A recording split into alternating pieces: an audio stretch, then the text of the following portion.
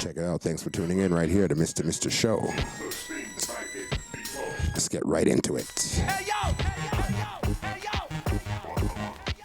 A woman who is broke and never been to college but is fine as hell, can cook, has good nurturing skills, good in bed, will always get the better man than the woman who makes hella bread, is hella accomplished, but she is totally out of touch with her womanly side and roles.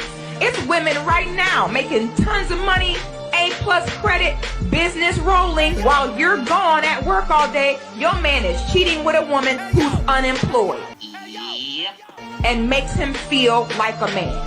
When a woman says, oh, they don't want me independent because I don't gotta take his ish. Basically, what she's saying is that if I have my own everything, I can talk to you any kind of way. Right. It means I can have other men. I got my own money, got my own car. That right there should disqualify a woman from being the wifey, the face card. Exactly. We as women should all be functioning as adults. Money, credit. You can do anything you want. You can. But you're not free from the consequences. Hello, hi, man, it's up your line. And I'm not here to condemn women. I am them, right? I had a child when I was very young by someone who I didn't really know that well. And he said something to me that instead of taking it like as a victim, I took it as a learning tool. And I'm glad that I did. All right. I think he kind of stood me up maybe for like a couple of things that we were supposed to do. And I was like, hey, we need to spend more time together. We're getting ready to have a baby. Yeah, no, this man told me, don't you think we should have did that before you got pregnant? Hey, yo! Good point, bro. Good point. Man. And at first I was taken aback because I was like, how dare you? You laid down and made a baby with me too. I've been knowing you for as long as you've been knowing me. So how dare you come at me? But once I let that initial sting go away, no matter if I didn't like it or it was mean-spirited or whatever, it was true. Right.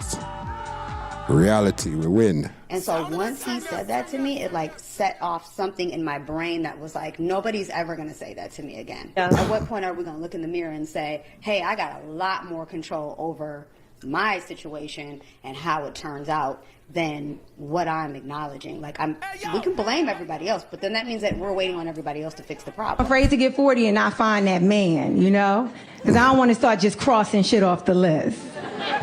Like, he can't read? I don't care. I can read. I read for the both of us. Good afternoon, Julia. You know my pronouns are they, them. How are you doing?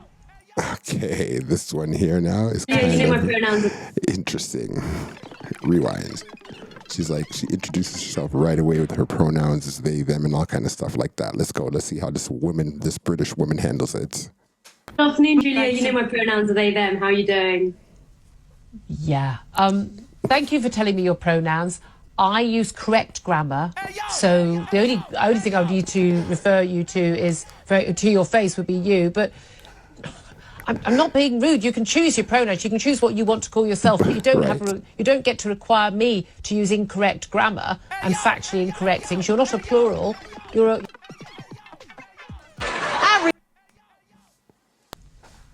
Yeah. Thank you for telling me your pronouns. I use correct grammar. Let's go. So the only thing I would need to refer you to is to your face would be you. But I'm not being rude. You can choose your pronouns. You can choose what you want to call yourself, but you don't get to require me to use incorrect grammar and factually incorrect things. You're not a plural. You're a one person, and you're a female person. So I will use she and her. Thank you very much. Do what you like, I guess. Well, there you are. You didn't need to tell me then, did you? Maybe I'm just making sure people know in case they're watching and they want to refer to me respectfully. Is it disrespectful for me to use correct factual grammar? It's not incorrect or unfactual grammar to use singular they them pronouns for an individual. Oh. Fucking shut up. But we're here to talk about the cast review. Yeah, but you chose to bring it up. Yo, the parrot came in and told her exactly right. Unfactual grammar to use singular they them pronouns for an individual. Fucking shut up. But we're here to talk about the cast review. Yeah, but you chose to bring it up. Oh. You chose to use the incorrect pronouns for me. I chose to use the correct pronouns for a single woman who is appearing on my show. Oh. I'm not a single woman, though. I'm a very special non-binary trans person, as you just pointed out. I didn't really just want to point stand that up in out. the crowd. This unwarranted attack on my person. I didn't just point that out. I introduced you as a journalist and a Virgin Radio presenter. No, just before I came on, you were talking about how people with all these labels like to be special. And I'm just making sure that everyone knows I'm special. Okay, I'm not special. I'm just a boring old heterosexual married woman, but you know. I could not resist, so I had to look it up. From the Office of National Statistics, from a 2019 study, in ever-increasing numbers, we are now at a lesbian divorce rate of 72%. So the thing about that now is this is going to prove the fact that the things that men are complaining about are real. Check it out. So the top 4 reasons that they are reporting getting divorced is feeling ignored, inequality in the partnership, adultery, and domestic violence. Personally, I feel like this lends some weight to men's arguments and complaints about how women are behaving in relationships. Because when you have lesbian divorce statistics that look like that, the girls are kind of telling on themselves. Lesbian divorce rate falls to 72% compared to 52% for straight couple. Thoughts?